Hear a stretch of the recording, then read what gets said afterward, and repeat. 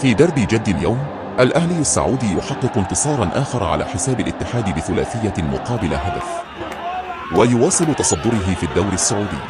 رياض محرز اقسم بالله انك اسطوره، اقسم بالله انك اكمل لاعب في دوري روشن من كل النواحي. يا ناس شوفوا الهدف اللي سجله، حطها في الزاويه الضيقه في زاويه الشيطان. يا حطتك يا رياض.